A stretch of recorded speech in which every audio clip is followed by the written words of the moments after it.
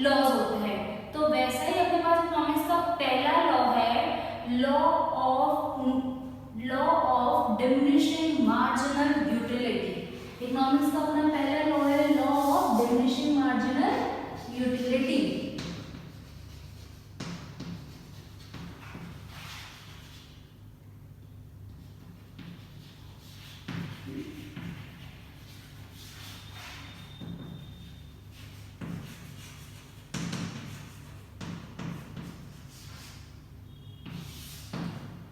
Okay, तो अपना ये लॉ क्या कहता है, law of diminishing marginal utility. अच्छा, अब सबसे पहले अपनी बात आती है मार्जिनल यूटिलिटी। यहाँ पर एक वर्ड यूज हो रहा है मार्जिनल यूटिलिटी। हम समझते हैं, एक तो यहाँ पर वर्ड हो रहा है मार्जिनल यूटिलिटी। अब सबसे पहले हम ये देखते हैं लॉ क्या कहता है। ये लॉ ये कहता है कि जैसे जैसे हम किसी चीज को बार बार कंज्यूम करते रहते हैं ना, तो उससे मिलने वाला जो सेटिस्फेक्शन होता है अपना, वो क्या होता चला जाता है, कम होता चला जाता है। ये नॉर्मल सी बात है, अपन किसी चीज को अगर डेली डेली खा रहे हैं, रोजाना खा रहे हैं, तो एक वक्त आता है जब अपना उससे क्या होता है, मन भर जाता है। शुरू में जब अपन ने वो चीज स्टार्ट की होती है खाना, तो उनको बहुत टेस्टी लगती है। मान लो अपन कचौरी का एग्जाम्पल ले लो, ठीक है, अपन पहली बार कोई कोटा आया, अगर किसी ने कचौरी खाई उसको बहुत टेस्टी लगेगी, दूसरे दिन खाई उसको टेस्टी लगेगी, तीसरे दिन, चौथे दिन, पांचवें छठे दिन आते आते क्या हो जाएगा, उसका कचौरी से क्या हो जाएगा, मन भरने लग जाएगा। नॉर्मल सी बात है, अपने साथ भी होता है। कोई ड्रेस को लेके देख लो, कोई खाने की चीज को लेके देख लो, कोई भी काम को लेके देख लो, ऐसा ही होता है। एक टाइम के बाद, एक वक्त के बाद ऐसा होता है कि धीरे धीरे उस काम से क्या होता है, उस चीज से अपना क्या होता है, मन भरने लग जाता है, और वो चीज अपन को अच्छी नहीं लगती है। अपन ने डेली डेली अगर अपन कचौड़ी खा रहे थे, शायद एक वक्त ऐसा आएगा जब वो कचौड़ी अपन को बिल्कुल भी पसंद नहीं आएगी। फिर भी अगर अपन ने वो कचौड़ी खाई, तो अपना क्या होगा, जो मिलने वाला सेटिस्फेक्शन है वो अपन को अपना नेगेटिव में चला जाएगा। नॉर्मल सी बात है, ये अपना सबके साथ होता है। तो वही हमारा क्या कहता है, ये लॉ भी कहता है। ये लॉ क्या कहता है, एज वी कीप ऑन। अब हम यहाँ पर बुकिश टर्म ही देख रहे हैं। बुकिश टर्म तुमको बहुत सारी जगह, हर जगह मिल जाएगी। मैं तुम लोगों को ऐसे टर्म में लिख के बता रही हूँ जो तुम लोग इजीली समझ सको, ठीक है। तो as we keep on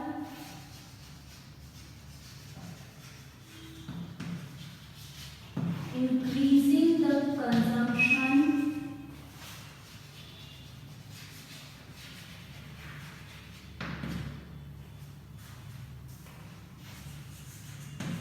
of commodity,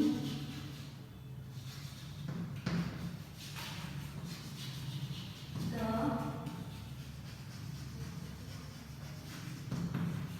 amount of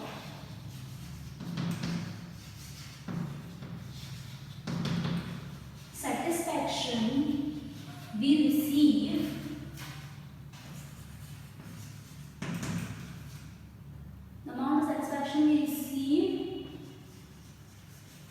keeps on diminishing.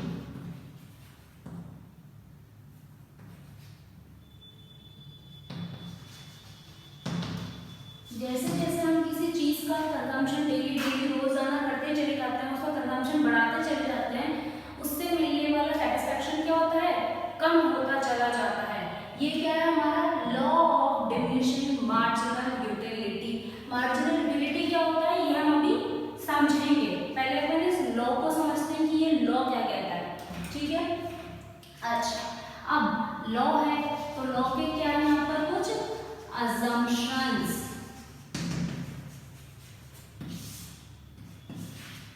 Law के क्या है हमारे पास कुछ assumptions है। assumptions क्यों, क्योंकि क्या है इकोनॉमिक्स क्या होती है, situation to situation, person to person क्या होती रहती है, वेरी होती रहती है।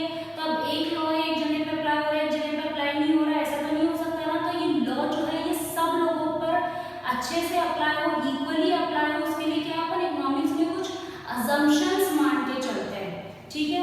तो अपना पहला assumption क्या है,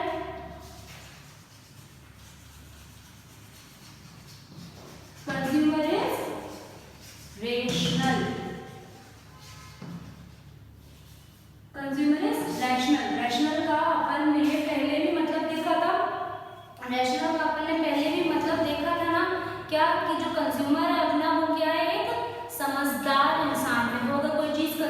रहा है तो पूरा सोच समझ के कर रहा है, उसके पैसों के बारे में पता करके, सब कुछ पता करके फिर कोई वो चीज कंज्यूम कर रहा है। तो कंज्यूमर क्या है यहाँ पर अपना समझदार इंसान है। दूसरी चीज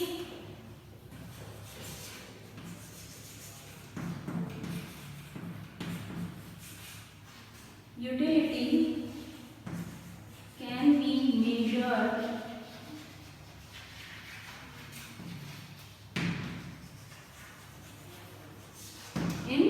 मनी। अपन ये मान के चल रहे हैं कि जो हमारी यूटिलिटी जो सेटिस्फेक्शन है वो हम मनी में मेजर कर पा रहे हैं। यहाँ पर जितना मनी हम स्पेंड कर रहे हैं उतना ही सेटिस्फेक्शन भी हम एक्सपेक्ट कर रहे हैं यहाँ पर, ठीक है। ये हमारे सेटिस्फेक्शन को, हमारी यूटिलिटी को हम मनी के टर्म्स में मेजर कर रहे हैं। अपन ने जब अजम्पशंस काट इसके देखे थे, यूटिलिटी के अजम्पशन देखे थे, तभी भी अपन ने देखा था। तीसरी चीज दैट जो कंजम्पशन हो रहा है वो कंटिन्यूस हो रहा है।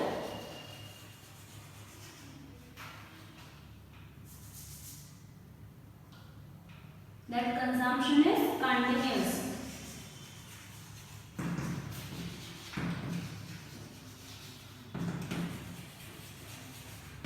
हमारा जो कंजम्पशन हो रहा है ना वो क्या हो रहा है, कंटिन्यूसली कंजम्पशन हो रहा है। ऐसे नहीं अपन ने कचौड़ी आज खाई और फिर अपन अगली कचौड़ी 1-2 महीने बाद खा रहे हैं, ऐसे नहीं, तब थोड़ी ना उससे मन भरता है। मैंने क्या बोला, अपन किसी चीज से मन कब भरता है, जब अपन रोज रोज जाना किसी चीज को कंज्यूम कर रहे हैं, किसी कपड़े को पहन रहे हैं, किसी काम को कर रहे हैं, तो अपना क्या होगा, उससे मन भर जाता है, ठीक है। तो यहाँ उसी तरीके से क्या हमारा कंजम्पशन जो है ना वो क्या होना चाहिए, कंटिन्यूसली होना चाहिए, तब जाकर तो ये लॉ अप्लाई होगा, अदरवाइज ये लॉ अप्लाई नहीं होगा।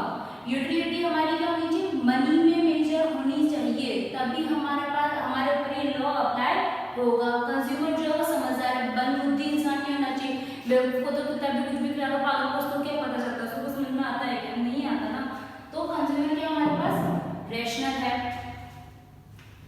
दूसरी चौथी चीज, अच्छा, जो हम गुड्स एंड सर्विसेज कंज्यूम कर रहे हैं वो हमारी क्या होनी चाहिए, होमोजीनियस होनी चाहिए। ऐसा नहीं है कि आज तो अपन ने कचौरी खाई, नॉर्मल कचौरी, दाल वाली कचौरी खाई, कल अपन प्याज वाली कचौरी खा रहे हैं, अगले दिन वो आलू वाली कचौरी खा रहे हैं, तो ऐसा नहीं होना चाहिए। जो भी गुड्स एंड सर्विसेज हम कंज्यूम कर रहे हैं ना वो एक जैसी होनी चाहिए, तब जाकर तो क्या होगा, उससे मन भरेगा। अलग अलग अपन कुछ नया नया डेली ट्राई कर रहे हैं तो अपन कभी बोर होंगे क्या उससे, अपन को उससे मिलने वाला सेटिस्फेक्शन कम होगा क्या, नहीं होगा ना। वही बात है, तो हमारी गुड्स एंड सर्विसेज क्या होनी चाहिए, होमोजीनियस होनी चाहिए।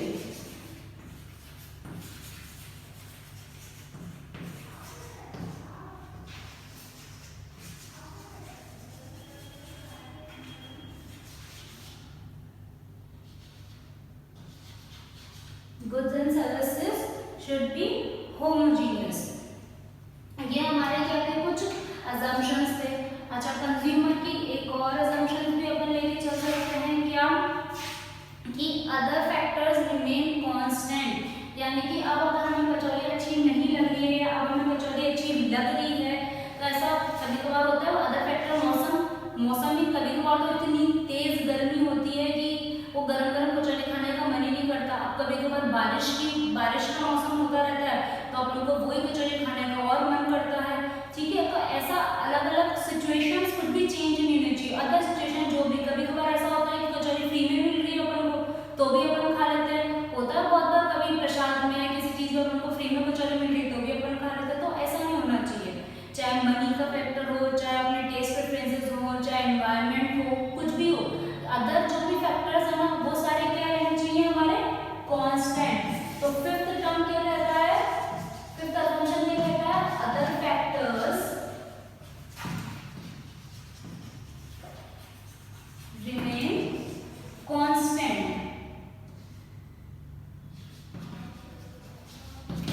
हमारे जितने भी सारे फैक्टर्स है ना वो सारे क्या रहने चाहिए, कांस्टेंट रहने चाहिए, तब तो हमारा क्या होगा, लॉ ऑफ डिमांड अप्लाई होगा।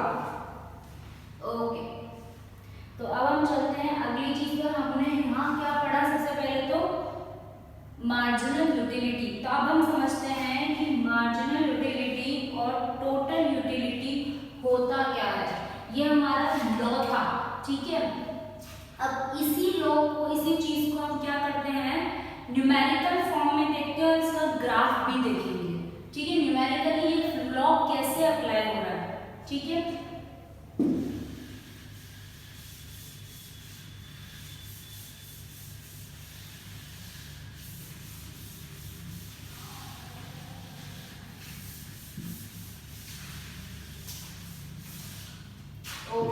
सबसे पहले तो मार्जिनल यूटिलिटी क्या होता है?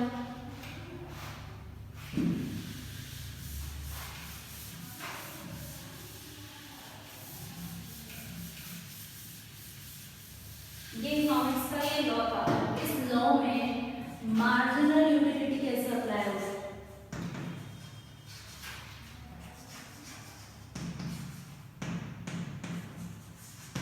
मार्जिनल यूटिलिटी क्या होती है? The amount of satisfaction we received by consuming one extra unit of commodity क्या है?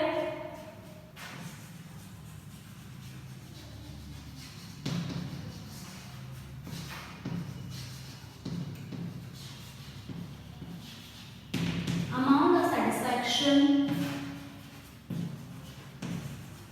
we receive by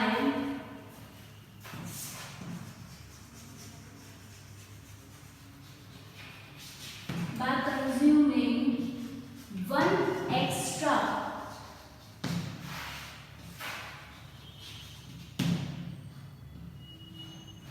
unit of commodity.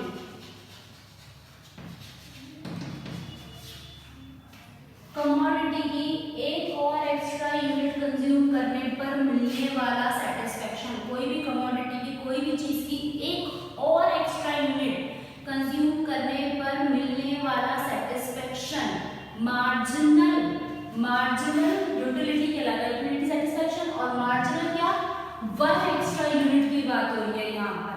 कैसे? मान लो अपन ने एक कचौरी खाई है, एक पिज्जा खाने बैठे हैं, पिज्जा की एक स्लाइस अपन ने खाई, पिज्जा की एक स्लाइस अपन ने खाई, एक पिज्जा अपन ने खाया, उससे अपन को 100 यूटिल्स का सेटिस्फेक्शन मिला। एक कचौरी खाने पर अपन को 100 यूटिल्स का सेटिस्फेक्शन मिल चुका है, ठीक है। अब अपन ने दूसरी कचौरी और खाई, अब दूसरी कचौरी खाई ना अपन ने, तब अपन को 80 यूटिल्स का सेटिस्फेक्शन मिला। तो एक और जब अपन ने सेकंड वाली यूनिट कंज्यूम करी ना, उससे मिलने वाला सेटिस्फेक्शन यानी कि सेकंड यूनिट पे जो अपन को सेटिस्फेक्शन मिला, अपन ने सेकंड यूनिट जो कंज्यूम किया अपन को 80 यूटिल्स का सेटिस्फेक्शन मिला। तो वो जो 80 यूटिल्स का सेटिस्फेक्शन मिला है ना एक और एक्स्ट्रा यूनिट कंज्यूम करने पर, वो अपना क्या हो गया? मार्जिनल यूटिलिटी हो गया, ठीक है। अपन इसको एग्जांपल से समझते हैं। ओके, यहाँ क्या है अपने पास? यूनिट्स, यहाँ अपन ले लेते हैं मार्जिनल यूटिलिटी। फॉर एग्जांपल एक यूनिट अपन ने कंज्यूम करी तो उससे अपन को कितने का सेटिस्फेक्शन मिल रहा है? 100 मार्जिनल यूटिलिटी, 100 यूटिल्स का अपन को सेटिस्फेक्शन मिला एक यूनिट कंज्यूम करने पर। अपन ने क्या बोला? अपन ने बोला यूनिट यूटिल्स में मेजर कर सकते हैं ना अपन, तो अपन को एक यूनिट कंज्यूम करने पर 100 यूटिल्स का सेटिस्फेक्शन मिल गया। दूसरी यूनिट कंज्यूम करी तो दूसरी यूनिट कंज्यूम करने में मैंने बोला ना, जैसे अपन एक चीज को बार-बार कंज्यूम करते चले जाते हैं, अपना law of diminishing marginal utility क्या कहता है कि जैसे जैसे अपन यूनिट को कंज्यूम करते चले जाते हैं, उससे मिलने वाला सेटिस्फेक्शन कम होता चला जाता है। तो वही चीज यहाँ पर हुई। अब अपन ने जब दूसरी बार कचौरी खाई तो अपन को उतनी खुशी नहीं हुई, वो उतनी टेस्टी नहीं लगी, उतनी अच्छी नहीं लगी थी, उनको एक बार खाने पर लगी थी, ठीक है। तो अपन को दूसरी कचौरी जो अपन ने खाई, अपन को कितने का सेटिस्फेक्शन मिला? सिर्फ 80 यूटिल्स का सेटिस्फेक्शन अपन को मिला। अपना मन भर रहा है कचौरी से। देखो, तीसरी खाई 60 का, चौथी खाई 40 का, तीसरी खाई अपन ने तब अपन को कितने का मिला? 20 का। अच्छा सॉरी, पांचवी खाई जब अपन को 20 का मिला, छठी खाई ना जब अपना मार्जिनल यूटिलिटी क्या हो गया? 0 हो गया। अब तुम यहाँ पर देखो, छठी यूनिट खाने पर अपन को कोई भी सेटिस्फेक्शन मिला ही नहीं, हमारा सेटिस्फेक्शन कम होता चला जा रहा है। छठी यूनिट खाते खाते अपने पास क्या आ गया? अपन को कोई सेटिस्फेक्शन मिला ही नहीं, ठीक है। साथी खाएंगे तब क्या होगा? अपन को कोई खुशी नहीं मिल रही, अपना पेट बिल्कुल भर चुका है, अपन को बिल्कुल भी मन नहीं है खाने का। अब क्या होगा? अगर अपन ने फिर भी कोई यूनिट उसकी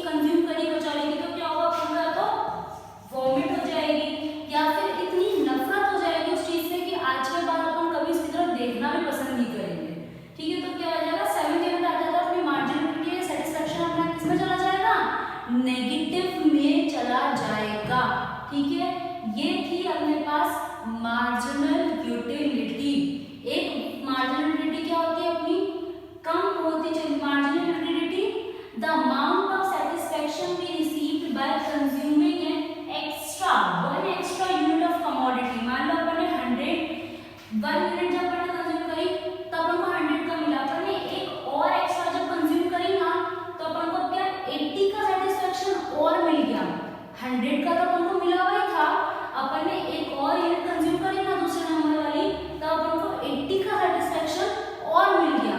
ऐसे अपन ने तीसरी कंज्यूम करी तो अपन को 60 का सेटिस्फेक्शन और मिल गया। ठीक है, ओके। चौथी कंज्यूम करी तो अपन को 20 का सेटिस्फेक्शन, 40 का सेटिस्फेक्शन और मिल गया।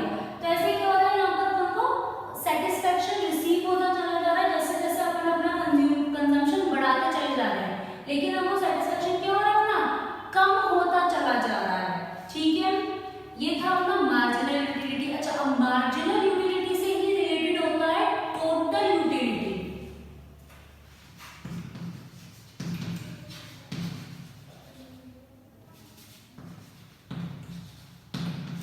टोटल यूटिलिटी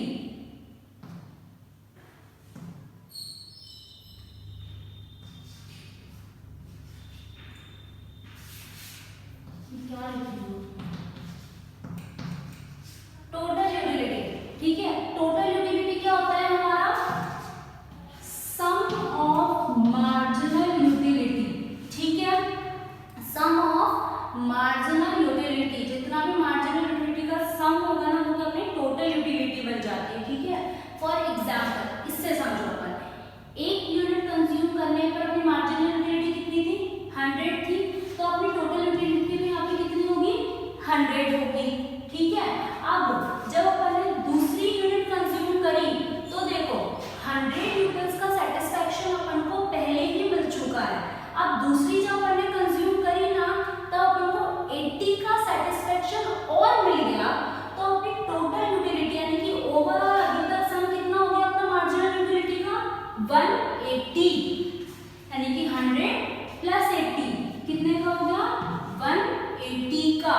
ठीक है, अच्छा, अब अपन को 180 का टोटल सेटिस्फेक्शन मिल चुका है।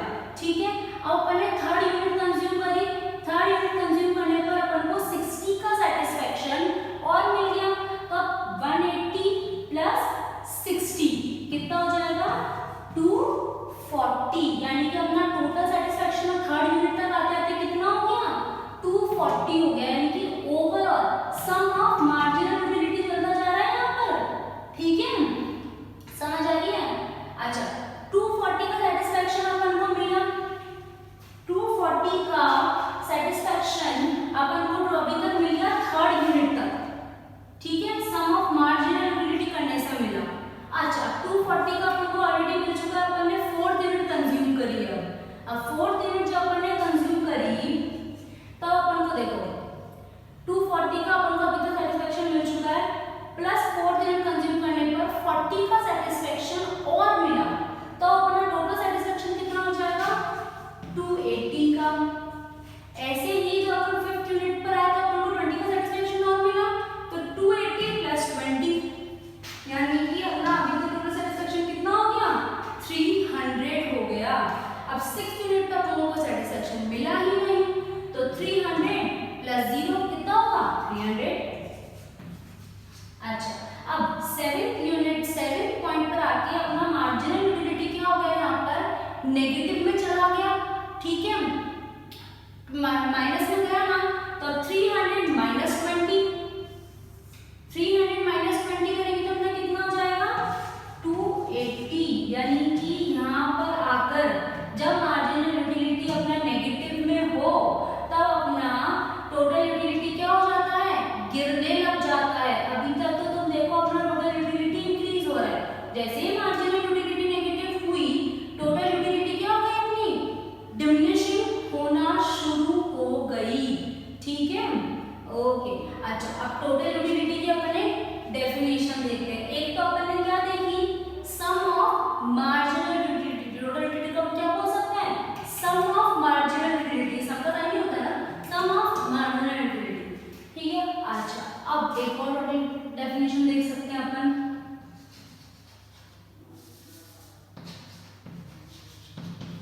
टोटल अमाउंट ऑफ सेट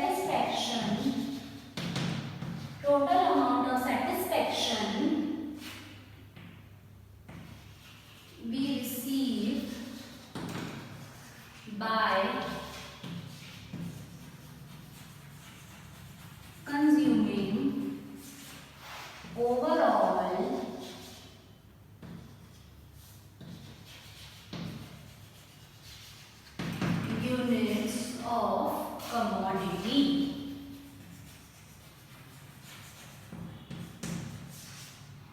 अब मान लो अगर अपन को कोई बोले टोटल अमाउंट सेटिस्फेक्शन, यानी कि जितना टोटल सेटिस्फेक्शन जितना मिला है ना अपन को यूनिट्स कंज्यूम करने पर, जितने भी यूनिट्स अपन ने कंज्यूम करे, मान लो थर्ड यूनिट तक अपन ने कंज्यूम करे, अपन मान लो फोर्थ यूनिट तक कंज्यूम नहीं करे, अपन ने सिर्फ थर्ड यूनिट ही कंज्यूम करी है, ठीक है। तो थर्ड यूनिट तक अपन का ओवरऑल सेटिस्फेक्शन कितना हो गया 240। तो ओवरऑल कमोडिटी जितनी अभी तक अपन ने कमोडिटी कंज्यूम करनी है ना, उतनी सबका टोटल, मान लो फिफ्थ यूनिट तक कंज्यूम करा है अपन ने, तो फिफ्थ यूनिट तक अपना टोटल मार्जिनल, अपना ओवरऑल मार्जिनल यूटिलिटी क्या होगा, अपना टोटल यूटिलिटी कहलाएगा, ठीक है। ये अपना क्या हो गया, टोटल यूटिलिटी हो गया। अच्छा, अब अपन इसकी क्या देखते हैं एक बार कुछ,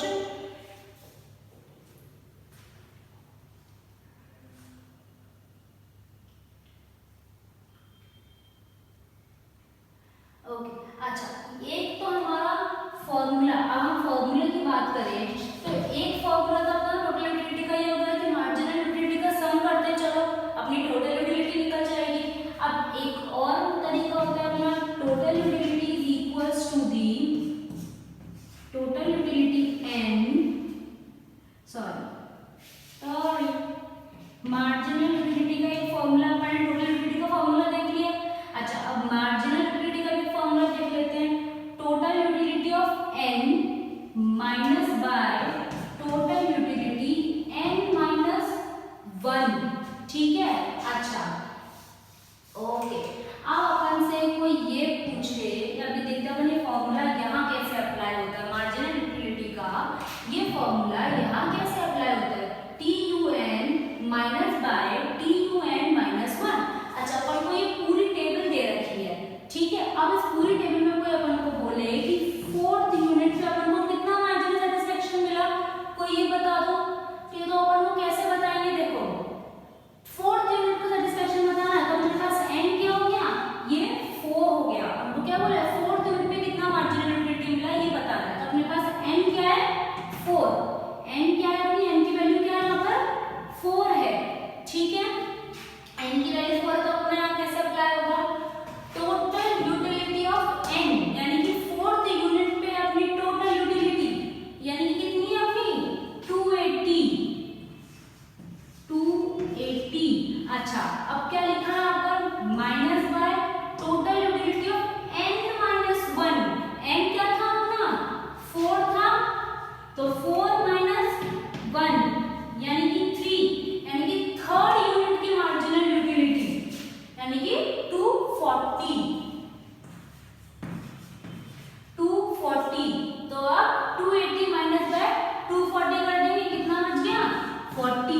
यहाँ से अपनी क्या निकल गई, मार्जिनल यूटिलिटी ऑफ 4 यूनिट, यानी कि चौथे नंबर पर अपनी मार्जिनल यूटिलिटी कितनी है 40 है। तो ये फॉर्मूला अपना ऐसे अप्लाई होता है, सिंपल तरीके से। अगर अपन देखें अपन को किसी भी यूनिट की मार्जिनल यूटिलिटी निकालनी है तो अपन कैसे निकालेंगे, उसी यूनिट का टोटल यूटिलिटी उसको एक ऊपर वाले से माइनस कर दो, नॉर्मल सी बात है, इतना सब कुछ मत करो, नॉर्मल सी बात है। उस यूनिट की टोटल यूटिलिटी और उससे ऊपर वाले की टोटल यूटिलिटी को आपस में माइनस कर दो, तो उसकी क्या आएगी, टोटल यूटिलिटी निकल जाएगी। उस यूनिट पर, उस पॉइंट पर अपनी क्या होती है, टोटल यूटिलिटी निकल जाएगी। मान लो इसकी निकालनी है तो अपन क्या करेंगे, सेकेंड यूनिट की अपन को मार्जिनल यूटिलिटी निकालनी है, तो कैसे निकालेंगे, सेकेंड की टोटल यूटिलिटी माइनस बाय 100, यानी कि उसके ऊपर वाले की टोटल यूटिलिटी अपना 80 ना क्या हो गया, मार्जिनल यूटिलिटी हो गया, ठीक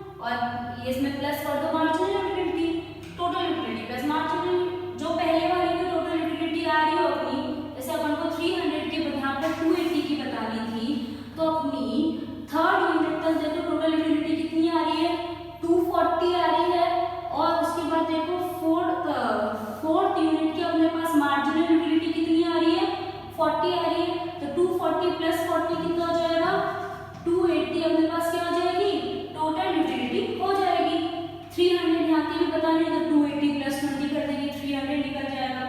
ये अपना तरीका होता है।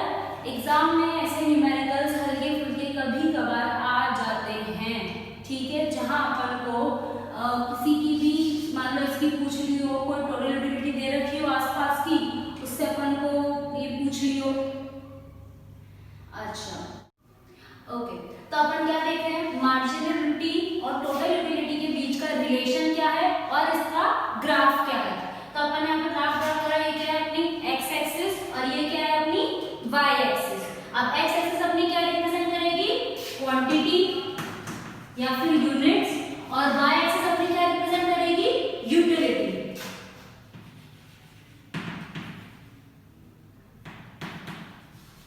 ओके अच्छा, अब अपन सबसे पहले क्या देखते हैं, मार्जिनल यूटिलिटी का ग्राफ देखते हैं। मार्जिनल यूटिलिटी का ग्राफ कैसे बनता है, अब देखो यहाँ पर क्या है, फर्स्ट यूनिट पर जो सेटिस्फेक्शन मिल रहा है कितना था, 100।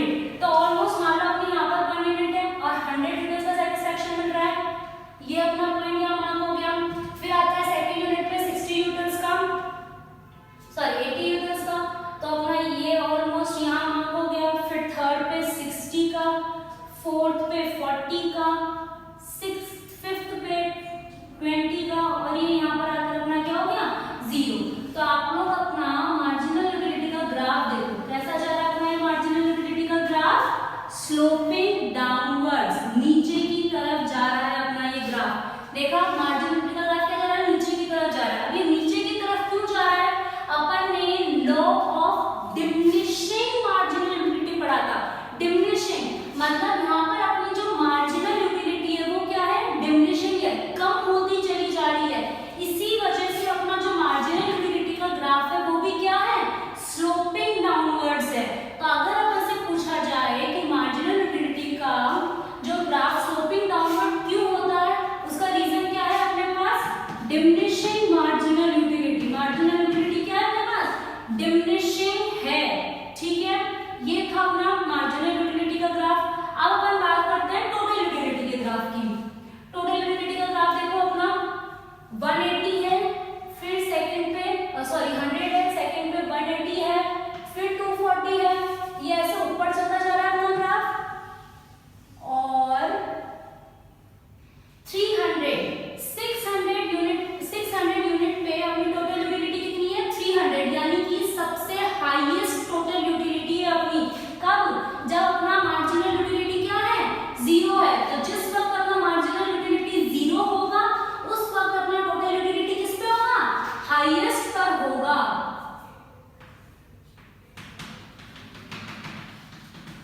ठीक है, और उसके बाद क्या हो रहा है अपना, ये गिरना चालू हो रहा है। आपने देखा मार्जिनल यूटिलिटी जैसे ही अपनी नेगेटिव आई वैसे टोटल यूटिलिटी क्या हो गई, अपनी गिरना स्टार्ट हो गई।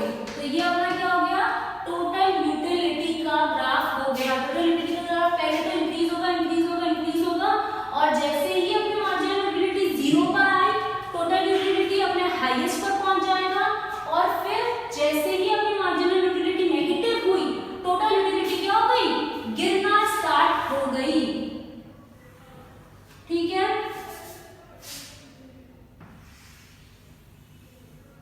ओके अच्छा, अब अपन टोटल यूटिलिटी और मार्जिनल यूटिलिटी का रिलेशन समझते हैं। वैसे तो आप लोगों को रिलेशन इस ग्राफ से ही अपना समझ में आ गया होगा। पहला रिलेशन क्या है, देखो when marginal utility is diminishing but above 0, गिर तो रही है मार्जिनल यूटिलिटी बट 0 से ऊपर है अभी, ठीक है, बट नॉट इक्वल्स टू 0, उस समय अपनी टोटल यूटिलिटी क्या होगी, इंक्रीजिंग होगी। ये अपना एक रिलेशन हो गया। या फिर अपन बोल सकते हैं इस ग्राफ का अपना पहला स्टेज है, जब मार्जिनल यूटिलिटी गिर रही है बट 0 के बराबर नहीं है, उस समय क्या है अपना टोटल यूटिलिटी इंक्रीजिंग है। अब थर्ड सेकंड रिलेशन क्या है अपना, सेकंड पॉइंट क्या हो गया, देखो जब अपनी मार्जिनल यूटिलिटी 0 पर आई, मैं marginal utility equals to 0, TU क्या है अपने मैक्सिमम पर है, सबसे ऊपर है टीयू, अपने मैक्सिमम पॉइंट पर है। अच्छा, ये अपनी क्या हो गई, सेकंड स्टेज हो गई, जब टीयू अपने मैक्सिमम पर है और मार्जिनल यूटिलिटी 0 पर है। ओके, अब आती है अपनी थर्ड स्टेज, लास्ट स्टेज, जब मार्जिनल यूटिलिटी क्या हो गई, नेगेटिव हो गई।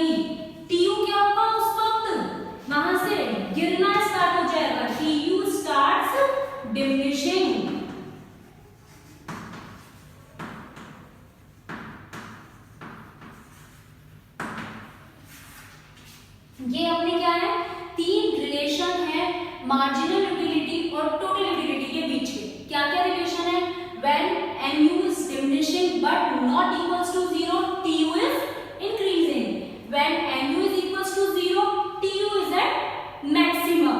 When mu is negative, tu starts diminishing. ठीक है, ये अपने क्या होगा, मार्जिनल यूटिलिटी और टोटल यूटिलिटी के बीच के रिलेशन। अब एक और बात, tu कभी भी नेगेटिव नहीं होगा। क्यों?